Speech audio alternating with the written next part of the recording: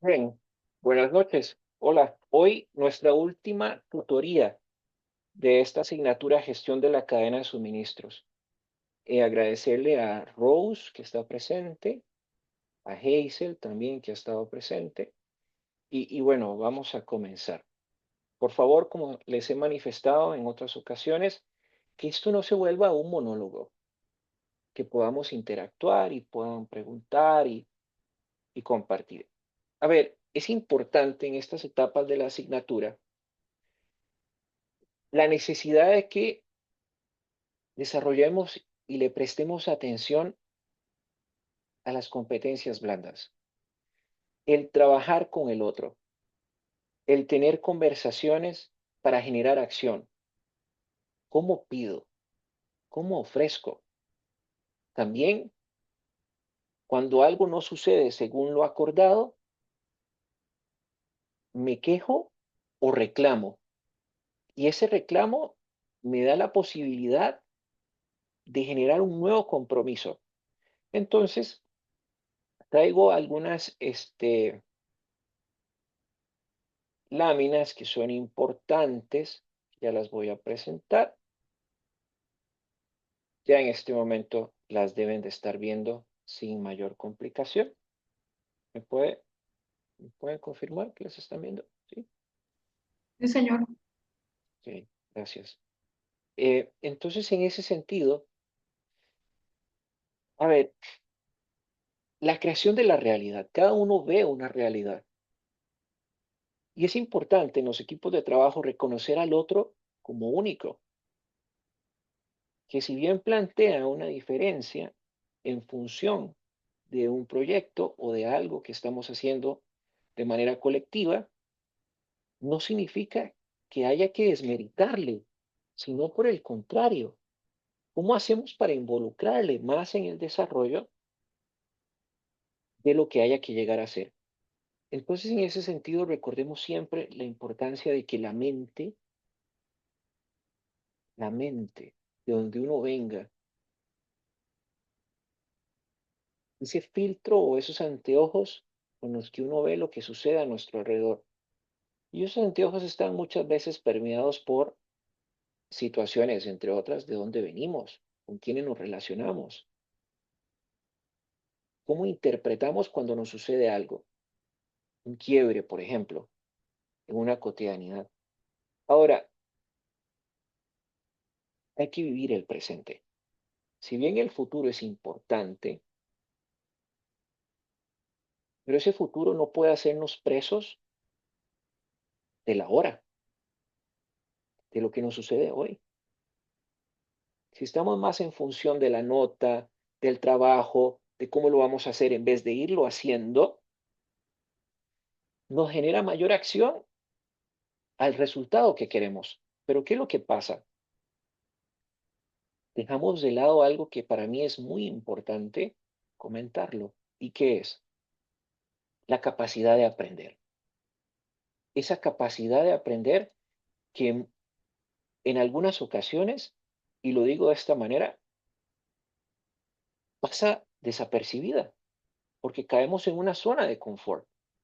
Y esa zona de confort no nos deja avanzar. Ahora,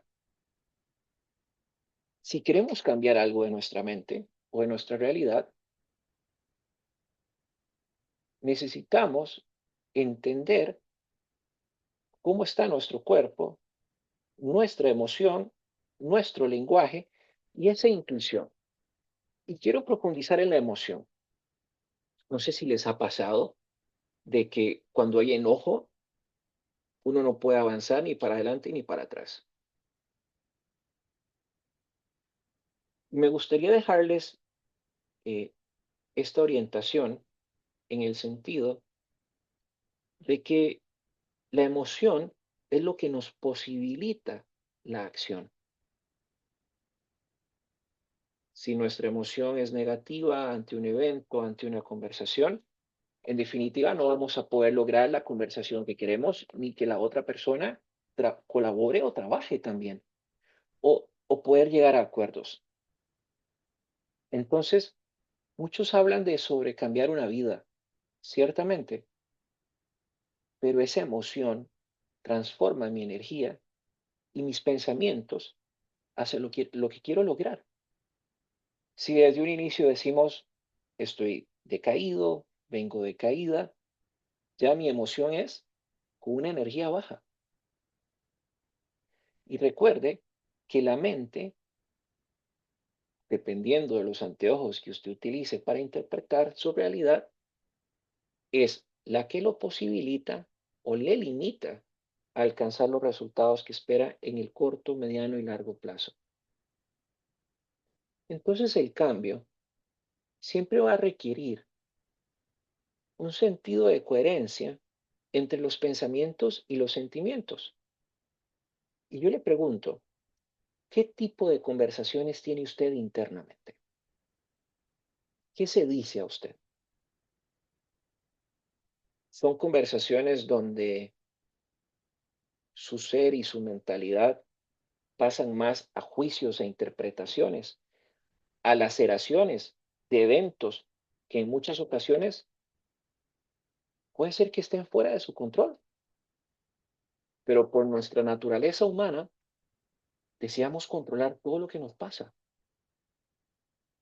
Entonces, ¿cuántas veces usted ha intentado desarrollar algo y cae siempre en más de lo mismo, sintiendo que no avanza?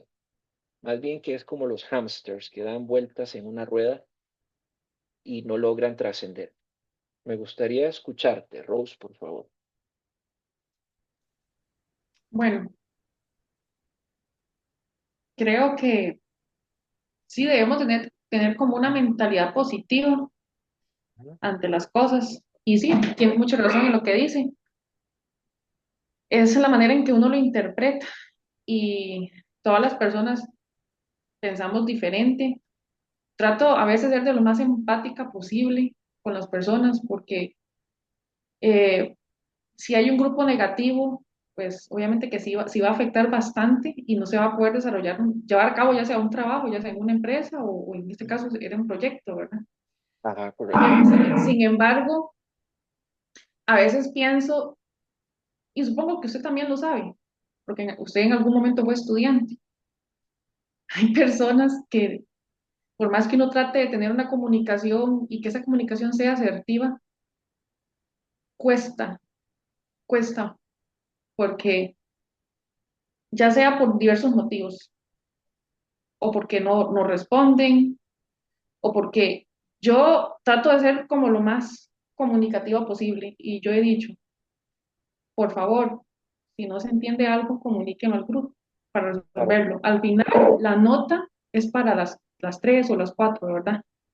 Ok. Pero cuando se distribuyen las partes de un trabajo y cada quien lo hace con base a su juicio, a lo que interpreta, sin preguntar a la otra persona, mira, ¿qué te parece esa parte? ¿Crees que lo voy haciendo bien? ¿Crees que se le puede meter algo más? ¿O crees que me estoy desviando del tema? Creo que uno como ser humano puede dar como una opinión. Sin embargo, en este caso, en el caso de nosotras, no se dio. Y cuando se entregaban las partes, se veían muchas inconsistencias. Ujú. Entonces solo tenemos dos opciones. O lo enviamos así para estar bien con la compañera Ok. y que el profesor nos califique, o tratamos de corregirlo y posiblemente ponemos pues el porcentaje que se cree, ¿verdad?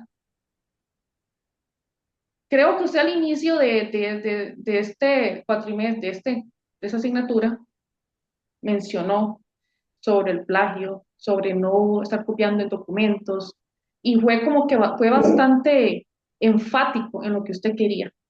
Yo, en lo que llevo en la UNED, yo nunca había tenido un profesor como usted, honestamente. O sea, siento que yo que me he conectado a las 4 tutorías, que esta es la última, me siento como con mucha presión en decir, tengo que hacer algo bien, tengo que dar lo mejor de mí, soy una estudiante, estoy en el proceso, pero necesito dar esa milla extra para demostrarle, yo quería demostrarle que yo podía hacer algo, yo quería. Y honestamente, cuando no se pudo, sí me puse muy triste, porque dije, eso es lo que yo quiero, en realidad ese es el camino que yo quiero, pero no lo pudimos desarrollar, tuvimos que optar por otras opciones. Se hizo, bueno, también estuvo bonito, se aprendió, claro que sí, siempre uno aprende, pero otras personas son como, tienen una actitud un poco como, no sé si decir la palabra conformismo, y a veces, pues creo que no es bueno. Yo en algún momento tal vez sí fui conformista, en algún momento de mi vida. Lo que pasa es que estoy en otra etapa. Yo ya tengo otra edad, soy un poco más madura y yo ya sé lo que quiero. Y créame que ¿verdad? Como estudiante de la UNED, quiero aprender, quiero ser una gran profesional y, y por eso es que a veces uno llega a chocar con otras personas que tal vez no tienen ese mismo pensamiento. Son pocas las personas aquí en la UNED que yo he topado que tienen el mismo pensamiento. Por ejemplo, Hazel es una compañera que le pone bastante, que ella también quiere aprender y quizás hay que trabajar en las habilidades blandas, pero sería, ¿verdad? No, muchas gracias, Karen. Sí, definitivamente el tema de, y lo denotas muy bien, y lo traigo aquí abajo, cuando los pensamientos son claros y se centran en el objetivo, hay una implicación emocional de por medio. Y me gustó mucho y aprecio que hayas manifestado el tema del aprendizaje, porque eso es algo que he sido vehemente en toda ocasión y comunicación que he dado para el futuro. Y estoy convencido que esta asignatura marcará un antes y un después. Entonces, en tal sentido, nos da la oportunidad de que a veces queremos controlar los resultados en vez de vivir el resultado. Y en ese ámbito de control caemos en momentos de desesperación sin darnos cuenta. Y esto se asemeja a esa teoría newtoniana que habla sobre anticipar y predecir causa y efecto. Pero no todo puede anticiparse. Y más bien en ese deseo de anticipación es que nos limita el poder relacionar con el otro. Pónganse a pensar, y si no lo han hecho, esto es una reflexión importante, si mi actuar me acerca o me aleja del otro. Y eso quizás será el primer paso para llevar una vida más liviana, más tranquila y llena de paz. ¿Por qué?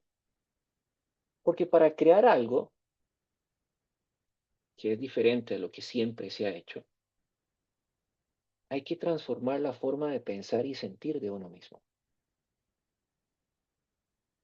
No es el deseo de cambiar al otro, sino es qué puedo yo cambiar.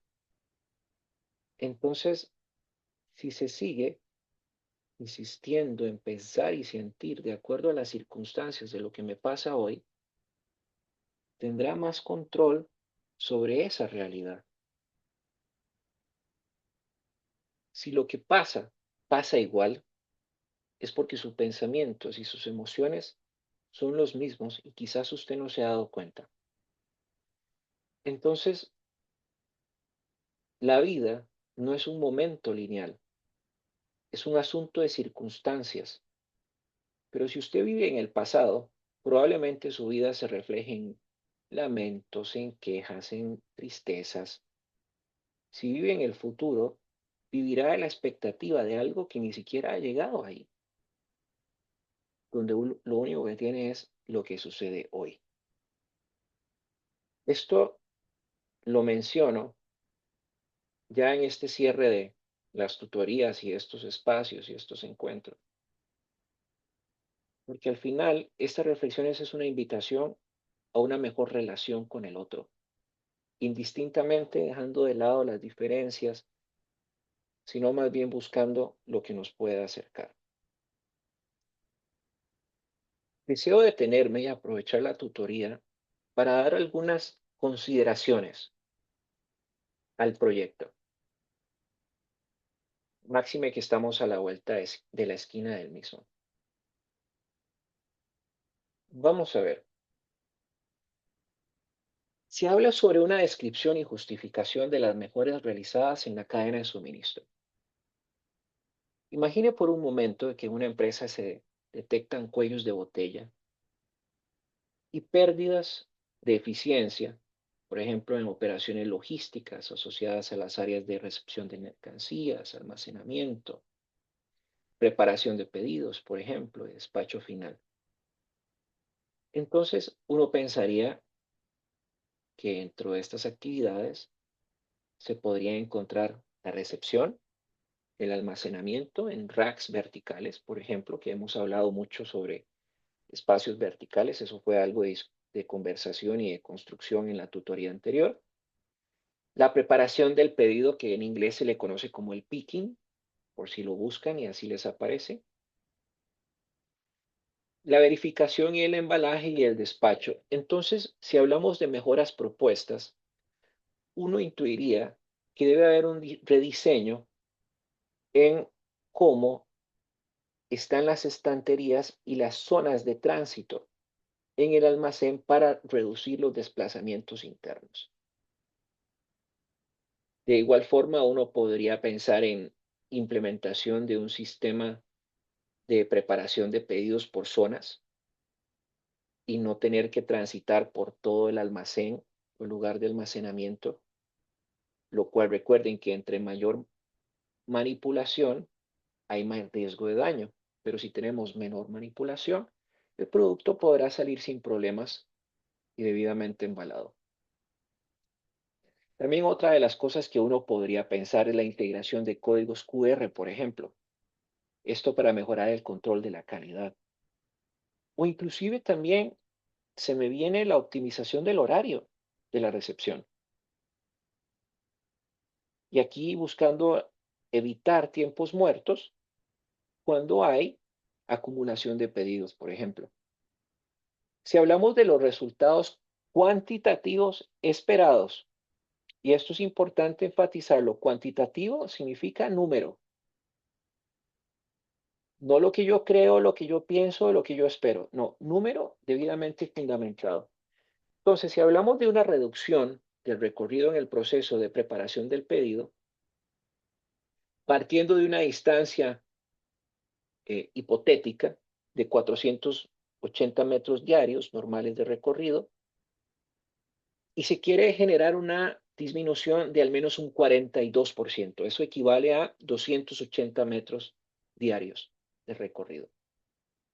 Eso ineludiblemente va a disminuir costos, va a hacer más eficiente el proceso. Pero si hablamos de incremento en la productividad del personal de despacho, que es una de las situaciones más comunes que hemos visto en las organizaciones, uno podría hablar del más del 25%, pasar de 80 pedidos a 100 pedidos por persona en el almacén. Si hablamos de ahorros, hablemos de 2,5 millones mensual por reducciones de horas extra, y esto en función de que vamos a tener una menor merma por errores en el embalaje, conforme a lo que les he venido comentando anteriormente. Entonces, partiendo de algunas estrategias para implementación del nuevo método, acá uno podría referenciar el capítulo 4 de Murphy, ¿verdad? En donde tenemos una fase de sensibilización, talleres con personas para explicar las nuevas formas de trabajo, el involucramiento del personal mediante entrevistas, si fuera del caso, y sesiones de escucha activa, que también es muy importante, pero sobre todo también una comunicación clara del propósito, del porqué de las cosas. Tenemos una segunda fase de capacitación. Hablábamos anteriormente sobre códigos de QR. Bueno, hay que entrenar a las personas cómo utilizarlas y el manejo de tablets referidas. Simulacros del nuevo sistema, por ejemplo, de pedido y evaluaciones prácticas, y al final del día tendremos una fase de ejecución. Que la fase de ejecución, por favor, traten de ser lo más explícitos posibles. explícito no es igual a puntual. No quiero viñetas, sino tómense el tiempo en desarrollar, en pensar. Por ejemplo, si vamos a hablar de pruebas piloto, bueno, ¿en dónde? En el sector de la bodega. ¿Por qué en el sector de la bodega? Si lo que no se mide no se controla, entonces también debería existir por ahí evaluación de resultados semanales y un escalamiento progresivo al resto de la operación. Habrán costos estimados de implementación, tiempos de implementación y tecnología necesaria. Y para eso hablamos del plan de implementación del nuevo método y una tabla de planificación. Que una tabla de planificación, uno vería un objetivo, la tarea, la duración, la fecha de inicio, de fin, los recursos, los costos, el responsable y etcétera. Y aquí concluimos. Concluyo en función de lo que tengo, de lo que se ha desarrollado, pero también recomiendo. Entonces tiene que haber siempre un hilo conductor entre cada apartado y no que sean elementos aislados.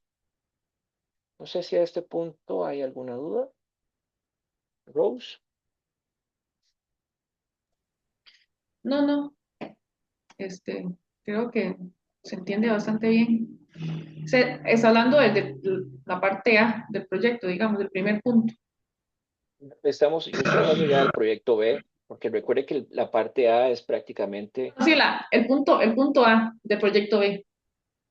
Creo que es el sí, A. pero Bueno, es el A, pero con los subsecuentes que los fui comentando poco a poco, pero básicamente el proyecto A es un diagnóstico, es una foto, sí, y el proyecto, profesor, una pregunta. La vez pasada había mencionado sobre el cuadro de mando.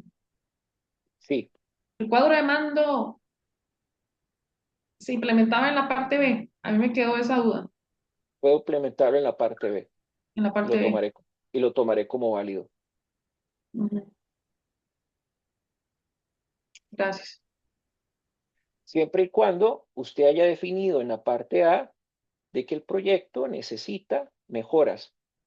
Los documentos no los he terminado de calificar, estoy en ese proceso de revisión y espero en los próximos días ya estar enviando los trabajos debidamente corregidos con las observaciones necesarias, que es importante recordar que estas tienen que estar en caso de haber alguna recomendación de mejora o una solicitud de ampliación, tiene que incluirse en la entrega del proyecto B. Es decir, el A mejorado con el B, el desarrollo del B. No es que yo ya entregué el A y me desentiendo del A. No. ¿Ok? ¿Se entiende esto? Sí, señor, sí entiendo. Ujú. Ok, quiero como aclararlo porque a veces este tema no es tomado en cuenta y bueno, si no es tomado en cuenta, pues evidentemente el proyecto B vendrá sesgado no con las consideraciones necesarias de mejora. Bien, continuamos entonces. Vamos a ir ya a lo que nos compete de la materia. ¿El estado de resultados qué es? Y a usted que le gusta finanzas, Rose, el estado de resultados es una hoja que muestra lo que ingresó, lo que se gastó y las utilidades registradas en un periodo determinado. Es decir, nos dice la rentabilidad de los productos y servicios que la empresa ofrece. Los ingresos, es importante reconocerlos que aducen a la venta y proporcionan un valor monetario de ese producto o servicio que el cliente consume en determinado momento. Gastos, importante, es todo lo que se tuvo que pagar para generar ingreso. En ese sentido, cuando uno habla sobre el estado de resultados, me gustaría ampliar un poco y hacer una relación entre los procesos de la cadena de suministro. ¿Por qué? Porque el estado de resultados al final nos viene a reflejar si la cadena de suministros es eficiente o no. Cada etapa, entiéndase, compras, transporte, proveedores, almacenamientos, distribución, genera un costo logístico. Y si ese costo no se genera adecuadamente, entiéndase como desde la gestión, desde el presupuesto, va a ir comiéndose parte de la utilidad neta. Entonces, aquí les traigo un ejemplo sobre el tema del inventario. Un inventario que no se gestiona adecuadamente, su costo de obsolescencia o el almacenamiento prolongado, o lo que comúnmente también llamamos el costo de mantener, va a incrementar con el tiempo. ¿Qué es el costo de mantener? El espacio del alquiler o el espacio, las personas, la seguridad, la luz. Si ese inventario requiere condiciones o características importantes, también todo eso hay que tenerlo en cuenta. Cuando hablamos del análisis de los costos logísticos directos e indirectos, es importante entender que el costo directo es toda la materia prima o mano de obra, pero los indirectos, almacenamiento, seguridad de energía, como lo mencionaba anteriormente, se generan desde decisiones de la cadena de suministro. Entonces, un costo directo está influenciado, ¿por qué? Por la selección del proveedor principalmente. Y ahí va a detonar la condición de compra y de transporte. Y el indirecto, el almacén, el stock, la forma de almacenar, las políticas de uso o la tecnología. Pero llegamos a un punto que para mí reviste una especial atención, el inventario como una variable crítica. La rotación del inventario impacta directamente el estado de resultados. Si el inventario final es alto, indica que hay una acumulación de productos que no rota. Y eso es dinero pasivo que usted tiene ahí, que se deprecia con el tiempo y al final se va convirtiendo en un costo hundido. Entonces, en la gestión adecuada del inventario, es importante que se tenga presente en todo momento que lo que se quiere es tener la menor afectación en el servicio. Así de sencillo, la menor afectación en el servicio. Si hablamos del impacto del lead time en el costo, a menor lead time, mayor control de flujo de materiales, menores pérdidas y menor uso del capital. Un lead time prolongado o que sea en el tiempo sostenido, hay costos financieros, entonces hay un capital que es retenido, el costo de almacenamiento aumenta y hay un riesgo de pérdida del producto. Entonces vea que a este punto es importante entender la relación entre el estado de resultados y la gestión de la cadena de suministros. ¿Por qué? Porque impacta de extremo a extremo a la organización. El estado de resultados al final del día es el que guía las decisiones de la empresa. Si los costos, por ejemplo, superan un cierto porcentaje, eh, ahí fui muy conservador, de 10 al 15, pero he visto casos donde superan el 20 o el 35%, uno pensaría que es momento de hacer cambios. Cambios en la forma de transportar el producto, de automatizar procesos y de evaluar el outsourcing al final del día.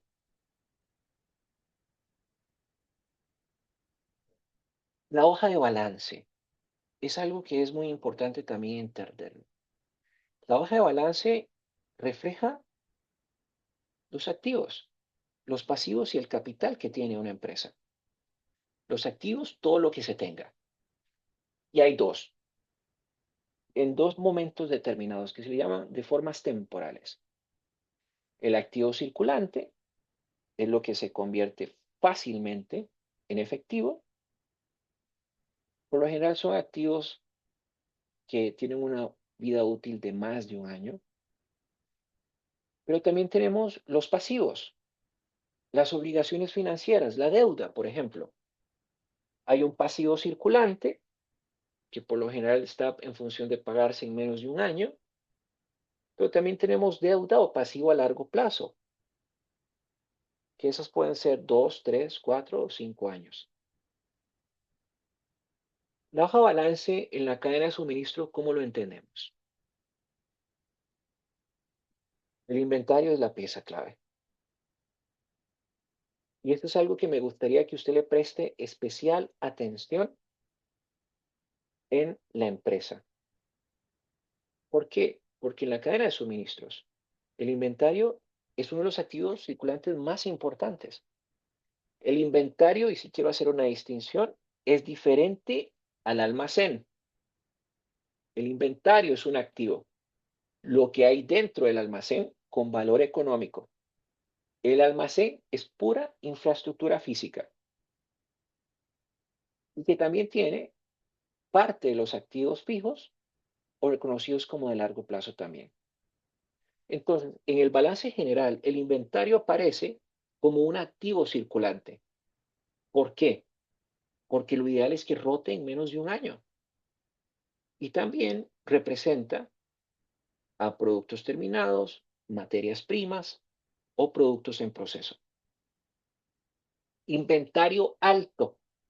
Recuerde, ineficiencia, exceso de stock, costo financiero. Inventario bajo. Bajo en el sentido de estar por debajo del inventario mínimo de seguridad, ¿verdad? Le resta competitividad, participación de mercado y una serie de factores, que al final es perder venta. Los activos fijos, el almacén, los equipos, la flota vehicular, los montacargas, las bandas transportadoras, si estamos hablando de una empresa de manufactura. Y esto se va a reflejar en la hoja de balance como activos a largo plazo. Como todo, nada es perdurable en el tiempo, va a requerir mantenimiento y con el tiempo se va a depreciar. Pero también tenemos los pasivos y es cómo se financia la cadena de suministros. Recuerde, por favor, pasivos en la hoja de balance es cómo se financia la cadena de suministros. Los proveedores siempre van a ser una fuente de financiamiento implícita. Cuentos por pagar va a ser igual a pasivo circulante. Por lo general, esas cuentas por pagar se hacen a 30, 60 o 90 días naturales. Y aquí hablamos del manejo del crédito, aspecto que también es muy importante que usted revise en la empresa, porque esto le va a permitir entender si se puede financiar el inventario sin afectar el flujo de caja que disponga la empresa. Las deudas a corto plazo, por lo general, afectan decisiones como renovar un almacén, cambiar de tecnología, automatizar procesos, ampliar posicionamiento geográfico, es decir, tener más rutas de distribución. Pero de nuevo necesitamos medir. Y entonces aquí le dejo algunos indicadores, dado que es importante este tema, el indicador clave para la cadena de los suministros, la rotación del inventario, el ciclo de conversión en efectivo, cuánto tengo en días de inventario, más días por cobrar, menos los días por pagar. El endeudamiento, cuánto de la operación se está financiando por deuda. Por lo general, dentro de las organizaciones se maneja un 70-30%, 30 por deuda y 70 por recursos propios. Pero dependiendo del volumen de la participación de mercado y sobre todo de la estrategia de la empresa, esto puede cambiar. Hasta aquí, ¿cómo vamos? Bien, profe. Muy bien, gracias. Eh, el modelo de la utilidad estratégica. Esto lo voy a explicar, pero también lo voy a ampliar en otras filipinas. Las ventas menos el costo de ventas es lo que me va a dar a mí la venta neta. Ahora, el gasto variable más el gasto fijo son los gastos totales. Si yo a la venta le resto el gasto total, voy a tener utilidad neta. Pero al dividir esa utilidad neta entre la cantidad de ventas, me da el margen de utilidad neta. ¿Qué eso qué significa? La proporción de cada unidad monetaria de venta que es para mi empresa una utilidad. Vamos a hablar ahora sobre el tema de los activos. Tengo el inventario, si le sumo las cuentas por cobrar más los otros activos circulantes, voy a tener el total de activos circulantes.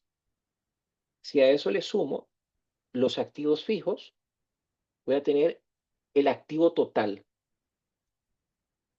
Cuando yo tengo las ventas entre el activo total, tengo la rotación del activo. Y eso lo que me dice es qué tan eficiente es cada persona dentro de la empresa para generar venta. Cuando yo multiplico el margen por la rotación, me da rendimiento sobre los activos y eso me da un porcentaje. Y es decir, un porcentaje de cada unidad monetaria invertida en el negocio regresa a la empresa como utilidad. ¿Se entiende esto? ¿Sí? ¿No? ¿Más o menos? Más o menos. Ok, Traté de seguirlo, pero bueno. vamos a hacerlo por acá, asociado a la cadena de suministro. En el tema de ventas, ¿las ventas de qué dependen? De qué tan eficiente sea la entrega, ¿cierto? Que haya disponibilidad y que haya un cumplimiento de tiempo. Un buen abastecimiento, por ejemplo, si hablamos de una distribución eficiente y niveles óptimos de inventario, van a contribuir directamente a lograr ventas. El costo de ventas. Aquí sí hay que incluir todos los costos logísticos clave. Transporte, almacenamiento, manipulación, empaque, devolución, seguridad, por ejemplo. Entonces, si hay costos muy altos que se están comiendo proporción de la venta, uno puede pensar en una optimización, es decir, en una mejora. ¿Cuáles son algunas alternativas?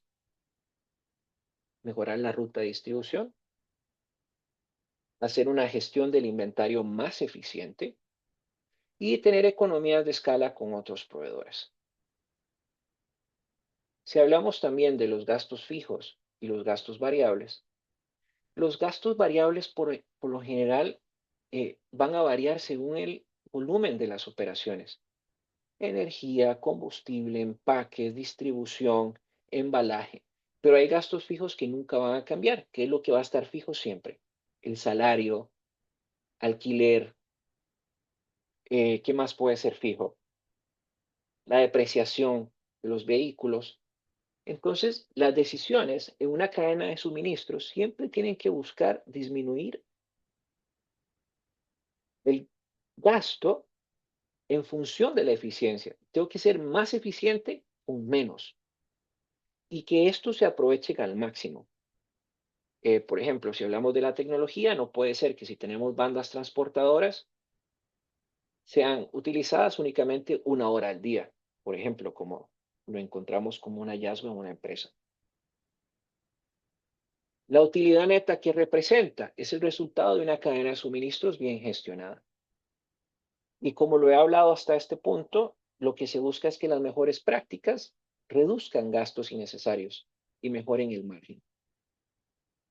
Si hablamos del inventario de activos circulantes, aquí es donde entra la inteligencia logística. Inventario mal administrado es capital, dinero que está inmovilizado y me va a reducir mi flujo de caja. Un inventario optimizado, vamos a tener una mejor rotación, más liquidez y una mayor capacidad de reinversión. Entonces, la rotación del inventario es clave. ¿Por qué? Porque hay una menor cantidad de inventario que puede moverse con un nivel de servicio que sea equivalente a eficiencia. Y los activos totales, como lo explicaba anteriormente, son los activos circulantes, inventarios, cuentas por cobrar, y fijos, almacén, equipos, transporte. Entonces, una adecuada gestión de la cadena de suministros busca maximizar el uso de estos activos. La rotación de activos, ¿cuánto generan los activos en ventas? Hay un indicador crítico en logística que es cuántas veces la inversión en infraestructura y equipo genera ingresos. Aquí traigo un ejemplo para que se entienda mejor. Si invierto 10 millones de colones en automatizar un centro de distribución, ¿cuánto estoy vendiendo más por esa inversión? Y estas son preguntas que hay que llegar a hacer a las empresas. Si hablamos del margen de utilidad también, mide cuánta utilidad deja cada colón vendido. Entonces, una gestión adecuada en la cadena de suministros, ¿qué busca? Reducir el desperdicio. Pero sobre todo también, como lo he venido ejemplificando a lo largo de esta conversación, una mayor eficiencia operativa, un menor gasto por unidad y más utilidad neta. Y si hablamos sobre el ROA, que es el rendimiento sobre los activos, la métrica final del valor de una logística estratégica. ¿Por qué? Porque recuerden que era el margen de utilidad por la rotación del activo. Una adecuada gestión de la cadena de suministros maximiza el inventario, que es un factor clave, importante, buscando reducir los costos y utilizando eficientemente los activos que dispone. Si el ROA incrementa, es una señal de que hay una operación eficiente, rentable y alineada con el negocio. No sé si con esta explicación y esta eh, semejanza con la cadena de suministros quedó un poquito más claro. Rose. Sí, un poco más claro. Ujú. Bien, una estructura organizacional para la logística. Esto quisiera, mientras que ustedes ven por ahí la filmina, quisiera ejemplificarlo. Imaginemos una empresa que es una gran cadena de supermercados, Walmart o Automercado, cualquiera que usted piense. ¿Cómo funciona una fragmentación? El área de compras, por ejemplo, está en el departamento de finanzas. El control de los inventarios lo lleva el departamento de almacén. El transporte de los productos lo gestiona el área de logística, pero solo en la entrega o lo que se conoce como la última milla. La demanda, su pronóstico, se encuentra en la parte de mercadeo y no se tiene noción en el área de logística. ¿Qué es lo que se puede esperar al final del día? Uno de los primeros aspectos, y es algo que es muy probable que encuentren, es duplicación en los procesos, retrasos en la información. Y hay una poca visibilidad de cómo fluye la información entre cada uno de los departamentos de la organización. Entonces hay oportunidades que se pierden en generar ahorros, en integración, pero también tenemos mayor riesgo de error y una baja trazabilidad. ¿Qué sería una logística unificada? Vamos a ver. Dentro del organigrama hay una dirección que se llama la dirección de cadena de suministro, que se encarga, entre otras actividades, de el transporte entrante y saliente, el pronóstico de la demanda, las compras y las relaciones con el proveedor, la gestión del inventario, la planificación de la producción y las entregas al cliente final. ¿Cuál es una ventaja que se presenta en una estructura unificada? Bueno, hay un mayor flujo de la información en tiempo real, que esto es fundamental. Hay decisiones que se toman más rápidas y más alineadas con los objetivos del negocio, pero sobre todo también se aprovechan las sinergias logísticas que evitan errores, desperdicios, duplicidades, por ejemplo, en actividades que en muchas ocasiones se observan dentro de las organizaciones. Y hay un mayor control sobre KPIs logísticos, entiéndase nivel de servicio, rotación del inventario, tiempos de entrega. Deseo que con estos dos ejemplos se vea que una estructura unificada es como que si usted tuviera una orquesta de músicos que suenan a una sola melodía, pero la fragmentación, el resultado es pura descoordinación y lo que va a aumentar son los costos. Rose, Profe, supongo que las empresas exitosas poseen la estructura unificada. Las así empresas es, exitosas, las compañías, ¿no? Si no así es, es, correcto. Exitosas, entiéndase, con un volumen importante de productos y servicios que generan altas utilidades, pero para ujú, una pyme, por ejemplo, tenga una estructura fragmentada, pero al final no, porque son una, dos o tres personas, pero en muchas ocasiones ni entre ellas se hablan. Entonces el reto sí. es generar una integración en la comunicación. Pero gracias por la observación. Que podría ser una propuesta también para el trabajo en caso de que se hizo en una empresa pequeña, Muy bien. propuesta de mejora. Totalmente, totalmente. Vamos a hablar ahora sobre el diseño organizacional para la logística, que esto es importante. El diseño jerárquico, por ejemplo, es una de las estructuras clásicas, donde básicamente hay un jefe por cada área y los procesos siguen una cadena de mando, es decir, un tramo de control. Si hablamos una empresa, un ejemplo, una empresa estatal de servicios, cada unidad logística, compras, inventario y distribución está bajo una dirección separada. Y las decisiones, por lo general, tienen que ser escaladas jerárquicamente, es decir, no pueden ser desde una persona que está en la parte operativa, tome una decisión que no le compete. Entonces, por lo general, la coordinación entre las unidades es muy lenta y hay mucha necesidad de autorizar. En cada espacio jerárquico hay que autorizar algo. Entonces, eso es una clara señal de flexibilidad, de poca flexibilidad. Hay procesos que probablemente van a ser repetitivos y poco controlados. Y esta estructura jerárquica es útil en contextos donde el dinamismo del mercado es muy lento. Pero si hablamos de un diseño matricial, ¿verdad? Combina líneas jerárquicas y esto es importantísimo. ¿Por qué? Y lo vemos en empresas multinacionales, donde el área de logística depende tanto de un director regional como el gerente del producto. El mismo equipo de logística por lo general atiende distintos productos y proyectos y hay una implicación de por medio. Mejora la coordinación entre las funciones. Y este quizás es una importante porque puede generar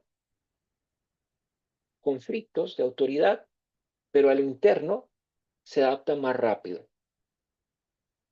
El diseño en red, para mí es uno de los que más me gusta.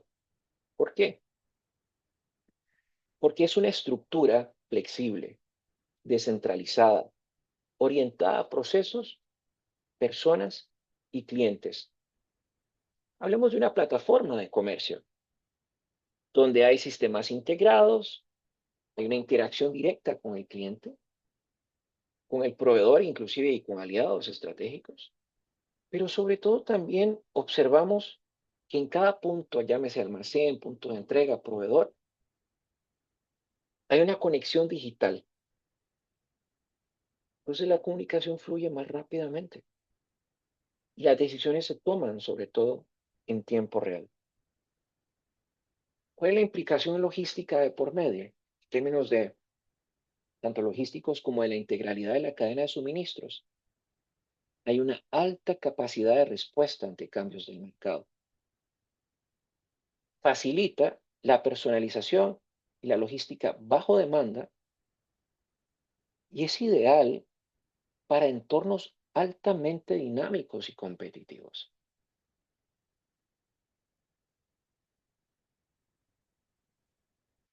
Hablemos sobre los aspectos administrativos en la logística. Productividad. ¿Cómo producir más con menos? Recuerde, por ejemplo, una empresa de alimentos, supongamos que implementa un sistema de picking automatizado y reduce de 10 a 6 pedidos por operario, manteniendo el mismo nivel de despacho. Entonces, ¿esto qué mejora? La productividad, porque probablemente lo que hacía con 10 operarios, ahora voy a necesitar 6. Voy a disminuir insumos y poder colocar esa mano de obra en otras actividades que esté requiriendo. Si hablamos de calidad, más allá del producto, se refiere a una experiencia de una cadena de suministros completa. Un operador logístico, por ejemplo, entrega productos con etiquetas mal colocadas y órdenes incompletas. ¿Qué es lo que va a recibir el cliente? Error tras error. ¿Cuál va a ser el resultado? Afectación en la calidad. Aunque el producto esté en perfecto estado, la reputación va a ir perdiendo credibilidad también y eso se ve afectado en la calidad percibida por el cliente. Si hablamos de riesgo, desde desastres naturales hasta huelgas o ciberataques. Ahora los ciberataques están muy de moda. ¿Qué pasa aquí? Por ejemplo, supongamos en la pandemia, una empresa que si se haya quedado sin un proveedor alterno, se quedó sin materia prima.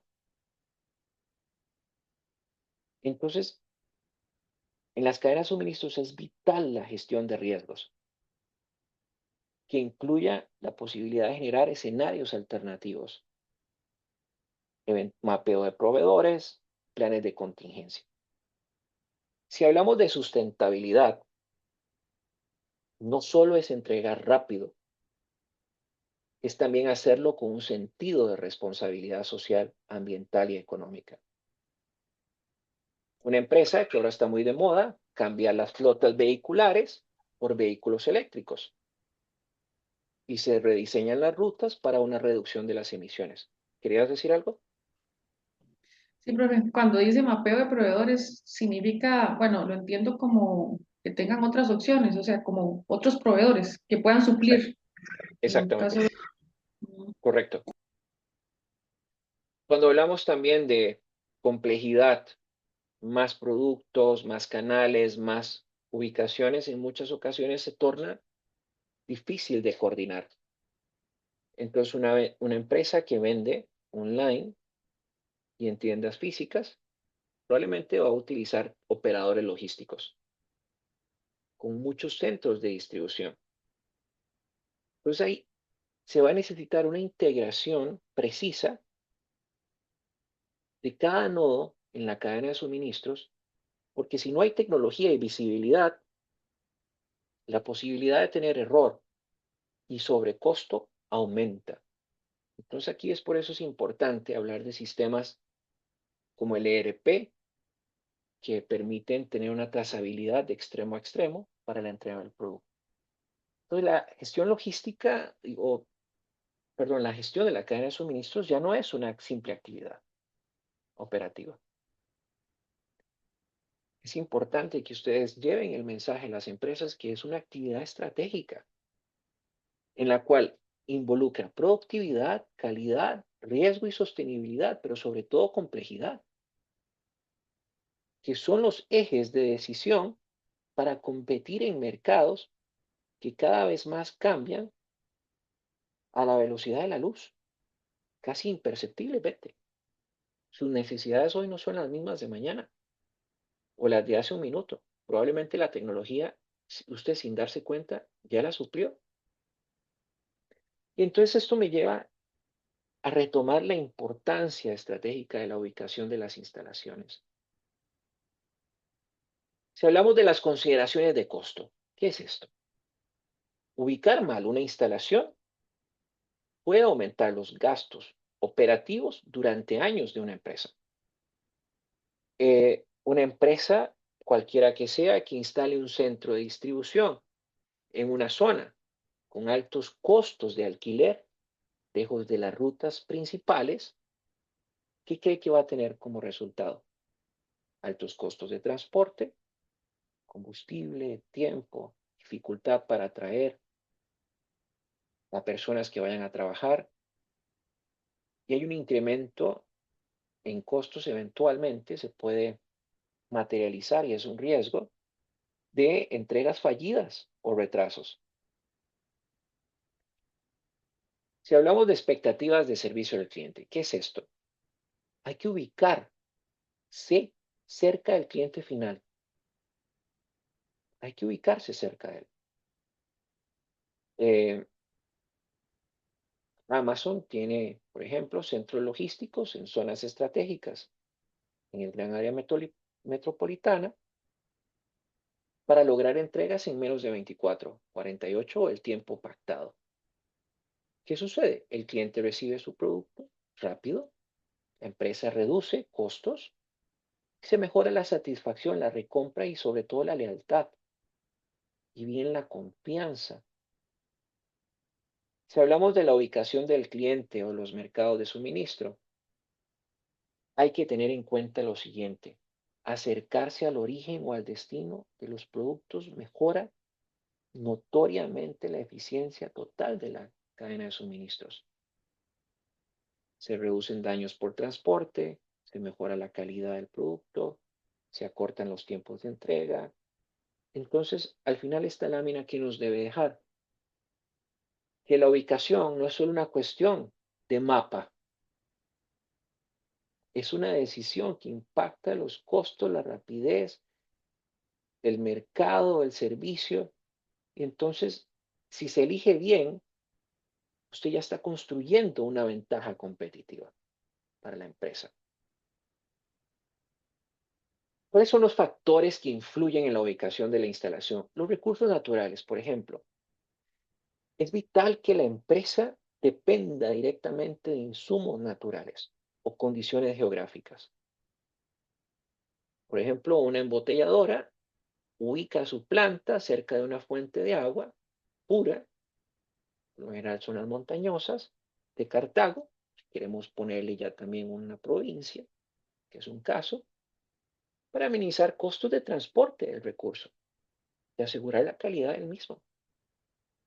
Si hablamos de la población, a mayor concentración poblacional, mayor demanda, pero también hay mayores costos. Entonces es necesario hacer un balance al respecto. La mano de obra es importante, qué tan disponible están esas personas con el talento necesario que la organización requiere. Si hablamos de impuestos e incentivos, bueno, eso puede ser toda una lección, pero quisiera dejar el mensaje y muy contundente que los gobiernos pueden atraer inversión mediante exoneraciones, como lo que sucede en las zonas francas, o por qué no dar subsidios también. Si hablamos del transporte, hay que estar cerca de los puertos, del aeropuerto, de las principales carreteras, de los centros logísticos clave y una proximidad a un clúster o conglomerado industrial. Hay que estar cerca de empresas que hacen lo mismo que uno o complementario. ¿Para qué? Para generar alianzas estratégicas y eventualmente economías de escala. Entonces, la decisión o la ubicación en base en estos factores no puede tomarse por una simple intuición, sigue siendo una decisión estratégica multidimensional, que nuevamente vemos cómo hay de por medio costos, talento, tiempos de entrega y competitividad global. Bien, vamos a entrar ya a la segunda parte, ya estamos casi prontos a culminar esta tutoría. Y tenemos la matriz de análisis del valor de los ítems comprados a un proveedor, ¿verdad? Si hablamos del ítem del embudo, alto valor, bajo volumen. ¿Qué pasa aquí? Hay un alto riesgo por dependencia. Y eso es prácticamente lo que dicen estas viñetas. Los mercados son cerrados o hay contextos inestables. Entonces, si dependemos de un único proveedor con barreras regulatorias y un riesgo geopolítico, como hoy en día vemos que aflorecen más en los países del orbe, ¿qué va a suceder? La necesidad de tener inventarios de seguridad, firmar contratos a largo plazo, por ejemplo, Y si no, buscar proveedores locales o alternativos a mediano plazo también.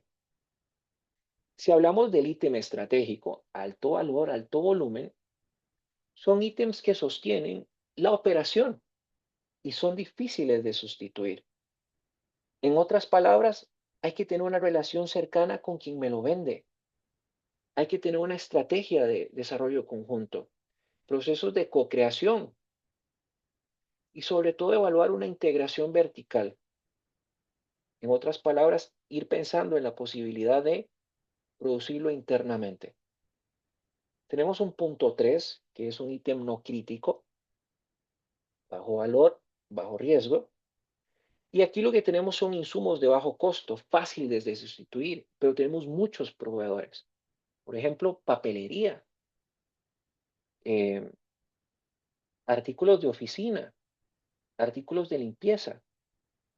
Entonces uno pensaría la posibilidad de automatización de las compras, comprar por volumen y generar o utilizar contratos marco, por ejemplo, o tener la capacidad de generar compras digitalmente.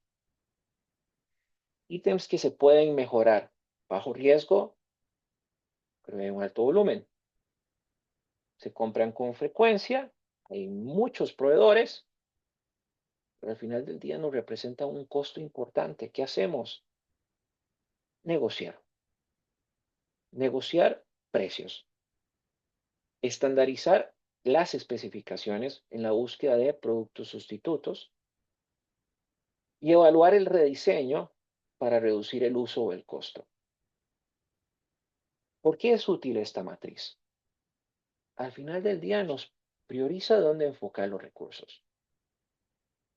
Nos mejora la gestión de riesgos en el abastecimiento. Reduce los costos sin comprometer calidad o continuidad operativa. Y fortalece las relaciones. Entonces, no todos los insumos requieren la misma atención. Eso debería ser una de las principales lecciones que gustaría transmitir, porque esta matriz lo que permite es que comprar de forma táctica y que debe manejarse de forma estratégica.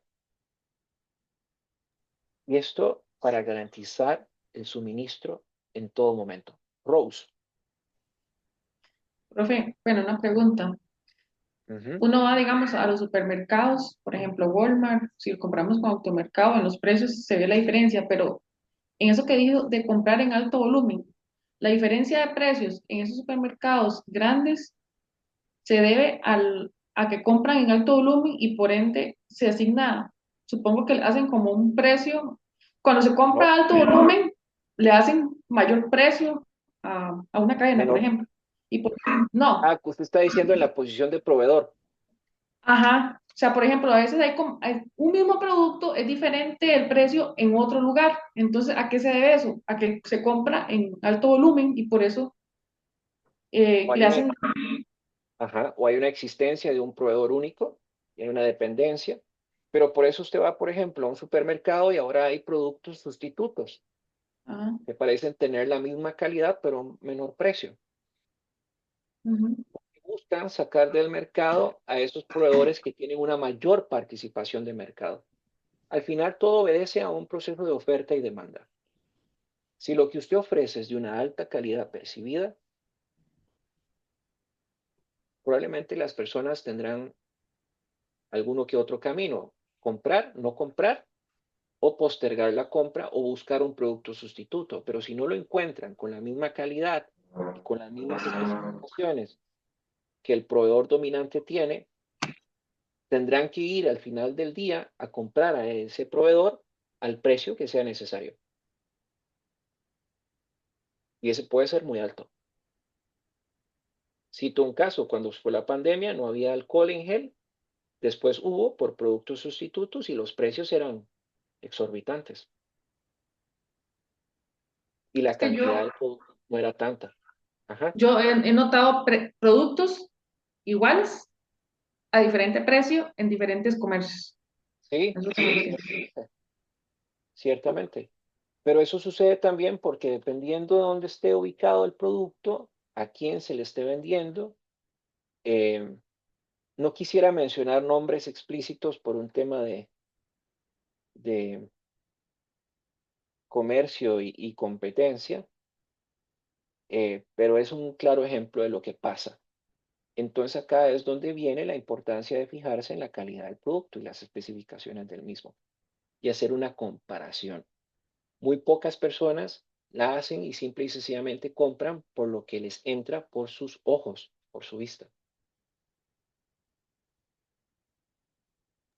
Es que pensé que influía en lo que mencionó sobre el comprar por volumen. Pensé que eso influía en el precio del producto y por eso se debía a la diferencia de precios en diferentes lugares. Depende, depende, porque ahí lo que yo quisiera que te dejaras en, como aprendizaje es que influye la capacidad de negociación que tengas. Ok, ok. Ujú. Si no la compra, sino la capacidad de negociación. Listo. Exactamente.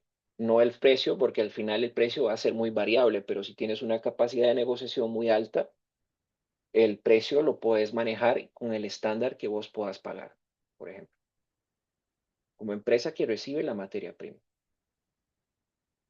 Tenemos el inventario administrado por el proveedor.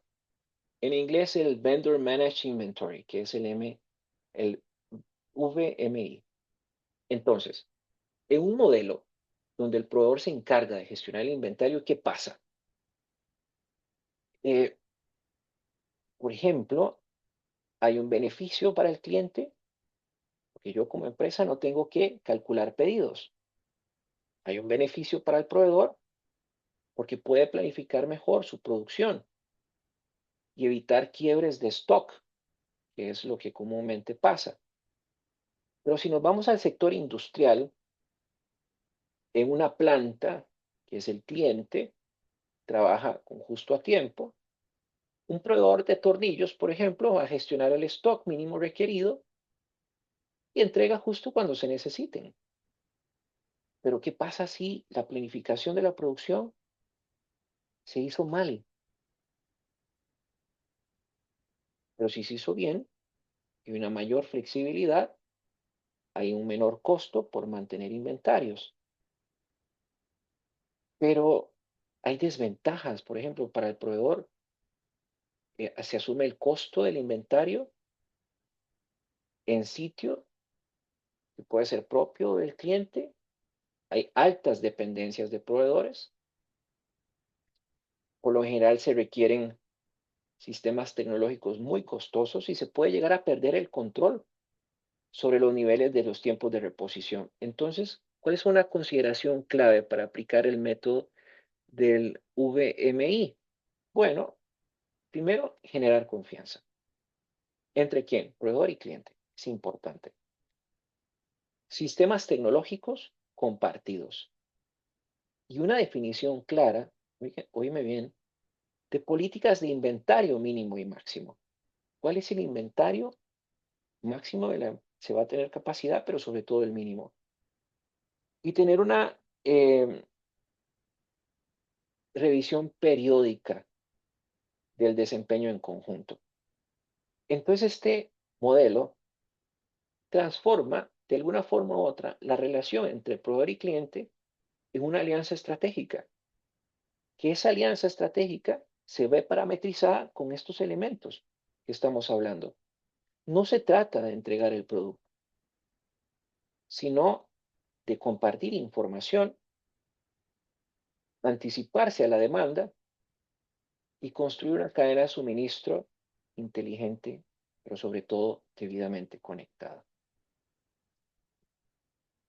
Si hablamos de la reposición, el pronóstico y la planificación cooperativa en la cadena de suministros, desde una perspectiva de gestión de servicio al cliente, ¿qué va a pasar?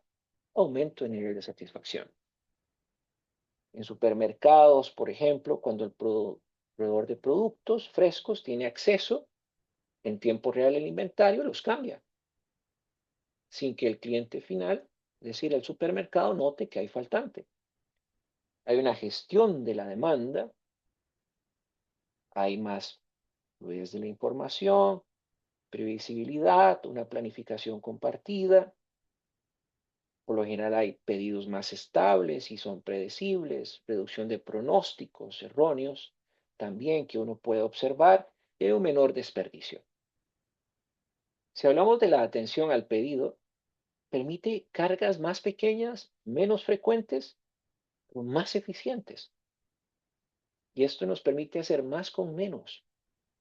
Hay menor stock de inventario que queda inmóvil, hay menos roturas por excesos de inventario y hay una reducción de los costos totales en la gestión de la cadena de suministros.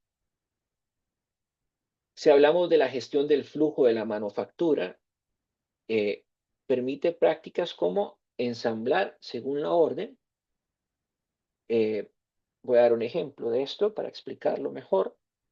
Imagínese por un segundo un fabricante de laptops que ensambla los equipos solo cuando recibe los datos confirmados de pedido. Entonces, con una ayuda de un proveedor que tiene los discos duros, los adapta, los ensambla y los entrega según el tiempo previsto. ¿Y eso qué va a dar? Flexibilidad, personalización sin altos costos de inventario y también ahorros en los costos de producción. Pero también hablamos de una gestión de la relación con el proveedor. ¿Qué pasa aquí? Pasa que hay una relación basada en la confianza y sobre todo en los datos y decisiones conjuntas. Si tenemos esto, confianza, datos y decisiones conjuntas, vamos a tener mejores precios por volumen, un alineamiento estratégico y una respuesta más ágil ante la demanda. Si hablamos de desarrollo de productos y comercialización, vamos a tener una mayor sincronización en las pruebas, en los lanzamientos y en los cambios de línea. ¿Y qué vamos a tener como beneficios? Aumento en el éxito de los lanzamientos, la disminución de devoluciones y se va a optimizar el stock inicial, por ejemplo.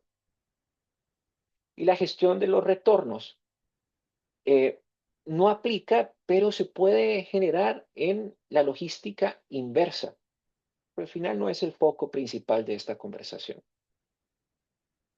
¿Qué tenemos al final del día con esto? Esto representa una transformación cultural de la organización y específicamente en la cadena de suministros, porque no se trata solo de compartir datos, sino de planificar, pronosticar y reponer de forma coordinada para reducir los plazos de entrega, la incertidumbre y mejorar el servicio al cliente. Em, la implicación temprana del proveedor, Early Supplier Involvement en inglés, es una estrategia en la que los proveedores son integrados desde las etapas iniciales del diseño y la planificación o el desarrollo de productos y procesos. Y aquí es donde déjenme contarles que sucede la innovación. ¿Por qué? Porque reduce los costos. Uy, perdón. mm, ya. Porque reduce los costos, pero sobre todo también porque acorta los tiempos de salir al mercado. Al final la empresa lo que le necesita es definir si es primero, segundo o tercer entrante al mercado o entrante tardío.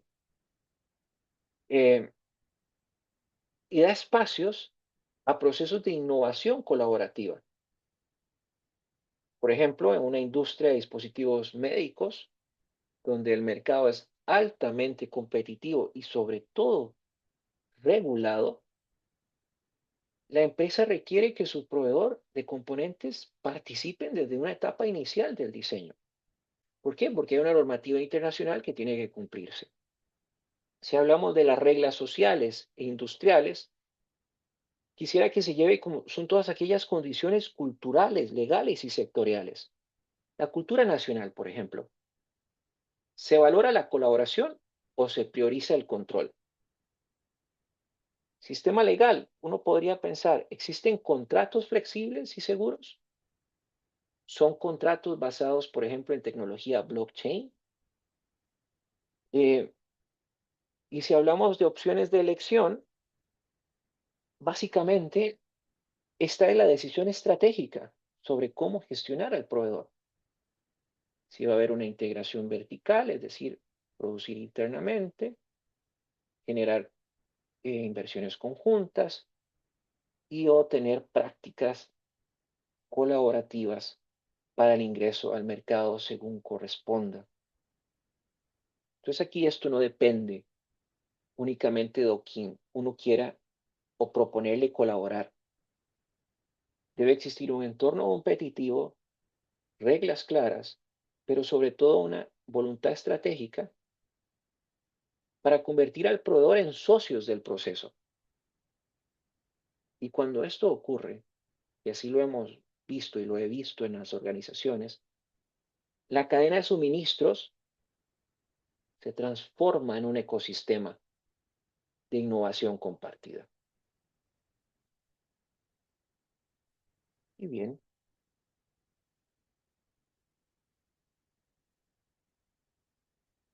hemos llegado a la última filmina y al fin de la tutoría. No sé si a este punto hay alguna duda, un comentario. Bueno, por mi parte no, no sé si Hazel tendrá alguna duda.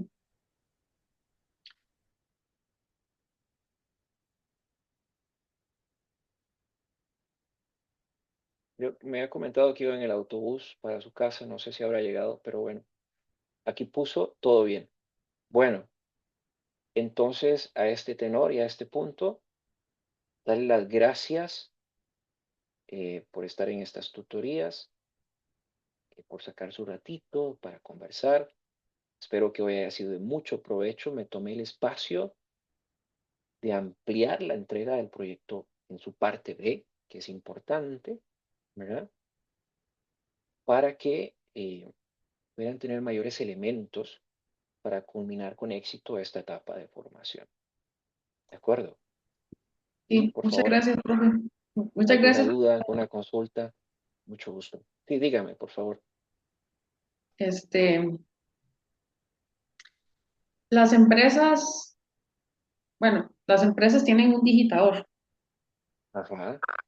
No, la función del digitador, o sea, bueno, no, esa no es la pregunta. Bueno, sí, no, va correlacionada. Es que yo tengo entendido que el sistema SAP, por medio del sistema SAP, las empresas Ujú. hacen todo el pedido, o sea, por medio del Sí, sistema. correcto, Hacen lo que lo contabilizan, emiten el cheque, bueno, ven todo lo que hay en stock, si no hay, o si hay faltante, obviamente que piden.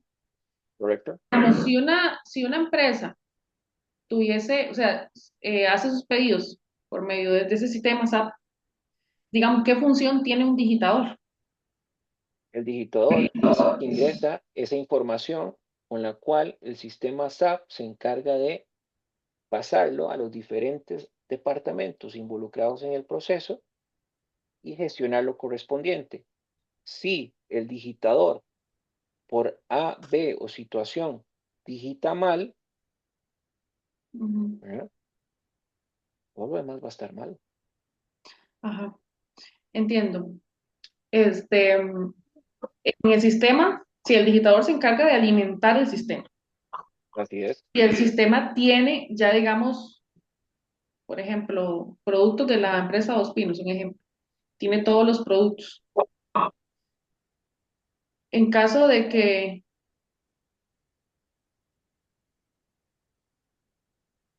en caso, digita, el digitador ingresa en caso de que haya algún producto nuevo, supongo. sí, o digita algunos aspectos, por ejemplo, de ese producto que esté Así. sucediendo, que Ajá. SAP pueda llegar a procesar internamente y que incidan en la gestión del pedido, en la gestión del almacenamiento, en la gestión del pago, en la gestión de la relación con el proveedor, Ujú. etcétera, etcétera. Listo. Sí, era esa mi duda. Está bien, quería Profe, entender. Y dígame, hola, buenas buenas, noches. buenas noches, ¿cómo me les va? Bien, Muy bien, gracias. ¿y usted?